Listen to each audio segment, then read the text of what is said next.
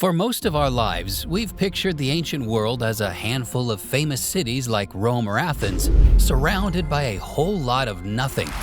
Our maps showed tiny islands of civilization in an endless sea of jungle and desert. Imagine a city built on a living coral reef. No soil, no farms, no fresh water. Just 92 artificial islands stitched together by canals, built from black basalt stacked like giant logs. And this isn't a small ruin, it's a stone labyrinth, deliberate, engineered, and heavy in a way that feels almost industrial. Now here's the part that should be impossible. Some of those stones weigh as much as 50 tons, and they weren't quarried here. They came from the other side of the island, through jungle and ridges, and then across open water. So how did they move them? Why build a capital in a place that can't feed itself? And what happened to the dynasty that ruled from this maze, and then abandoned it? Here's the promise. By the end, we'll have a best fit answer to why the reef, and once you see that, the how did they move the stones mystery starts to click into place. Because Nan Madol didn't just decline, it vanished. In the Pacific, off the island of Pohnpei, sits Nan Madol, often called the Venice of the Pacific. It's a complex of nearly 100 artificial islets linked by narrow canals. But it wasn't built as a normal city. It was a ceremonial and political capital, an engineered seat of power. And you can feel that the moment you picture it as a living place, not as a ruin, but as a functioning machine. Imagine the daily reality. Canoes cutting through tight canals, guards at key choke points, supplies arriving like clockwork, food, water, materials, measured and controlled because nothing here grows. This wasn't a settlement that happened naturally. This was a decision.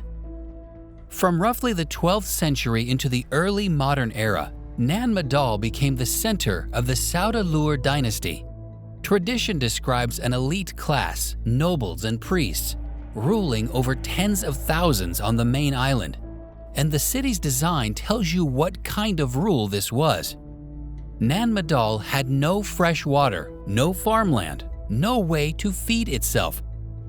Everything had to be ferried in, food, water, materials, by people who lived elsewhere. So the city didn't exist because it was convenient. It existed because it was useful. And when archaeologists estimate the total stone used here, you get a number that shouldn't belong to a remote lagoon. Around 750,000 metric tons. Built over centuries, that's an extreme sustained logistics operation, moving heavy stone again and again without modern machines. Which sets up the first big mystery. How do you build an ocean city out of megaliths with pre-industrial tools? If you want more places like this, real ruins, real evidence, and mysteries we can actually investigate, subscribe to Long Lost History. We do one lost chapter at a time. The core of the puzzle is the stone itself. Nan Madol is built from long prismatic basalt columns, stacked like giant logs to form walls that reach roughly 26 feet high. It's clean, deliberate, and brutally heavy. Most columns weigh between 5 and 25 tons, and a few are said to reach 50 tons.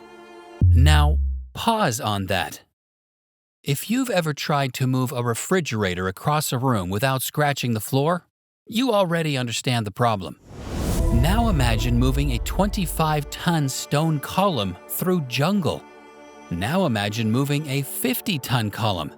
And now imagine doing it again, and again, and again, until you've built an entire city out in the water. Because here's the part that matters. Those stones didn't come from the lagoon. Geology points to a source on the opposite side of Pohnpei, around 16 miles away. Not over flat ground, over rugged terrain, and then across open water. So the question isn't just how did they stack the stones, it's how did they move them at all? And when a question like that survives long enough, it attracts story, because humans hate an empty space where an explanation should be.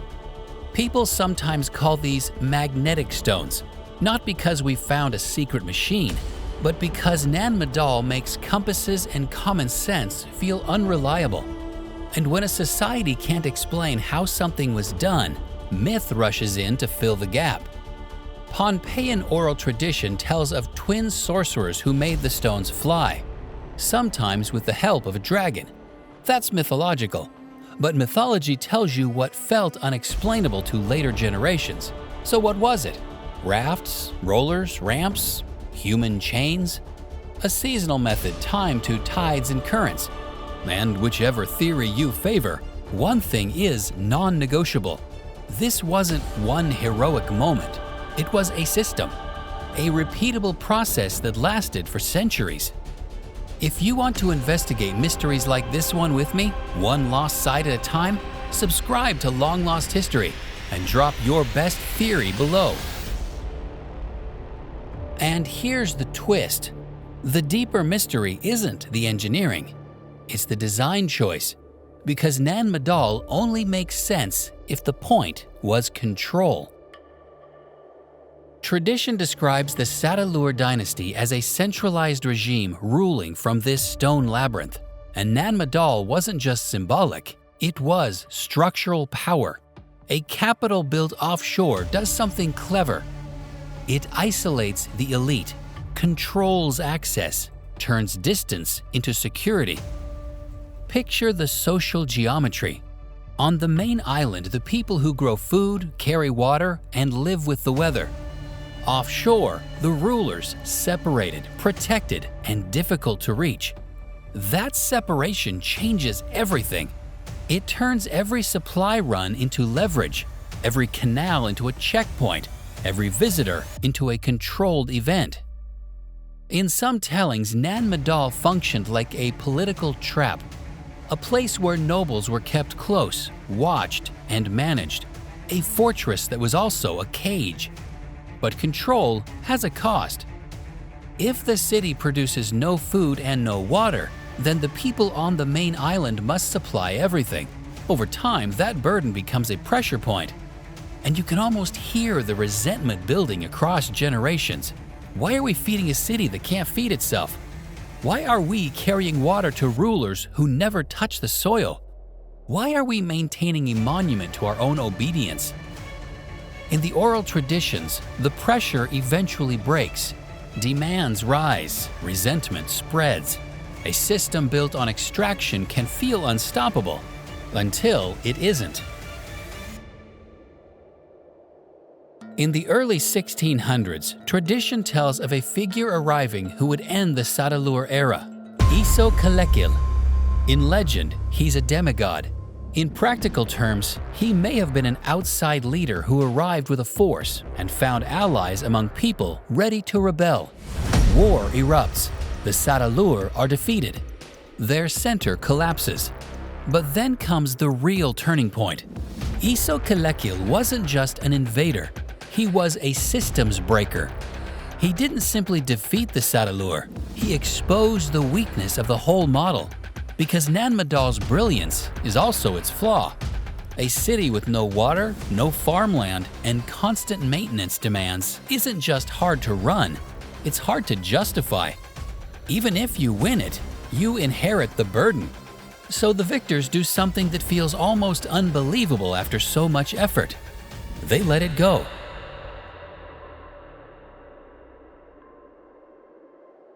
And once purpose disappears, cities empty fast. Nan Madol was abandoned. The canals silted, mangroves advanced. The ocean began reclaiming what human ambition carved into the reef. Some research suggests environmental pressure, like shifting sea levels and storm exposure, may have made the islet harder and harder to maintain. By the 18th century, the Great Stone City was largely deserted. And now we can finally answer the question we opened with, the one that makes everything else click. Why build it on the reef? If Nan Madol was a control capital, then the reef wasn't a mistake. It was the feature. The water isolates the rulers, filters access, forces dependency. A city that can't feed itself becomes powerful only as long as the supply lines hold, which means the reef wasn't just geography, it was strategy. And that reframes everything. Nan Madol might not be a mystery because it was irrational. It might be a mystery because it was too rational, an engineered solution to one problem. How do you build a capital that can't be easily challenged? But there's still one more question that keeps this place alive in the imagination. Because you don't build something like this unless you believe it will last. So what changed? Was it simply politics, revolt and replacement? Was it maintenance, slow collapse and abandonment? Or was it the moment people decided the entire system wasn't worth feeding anymore? Nan Madol proves something that still surprises people. Megalithic ambition wasn't limited to the usual empires.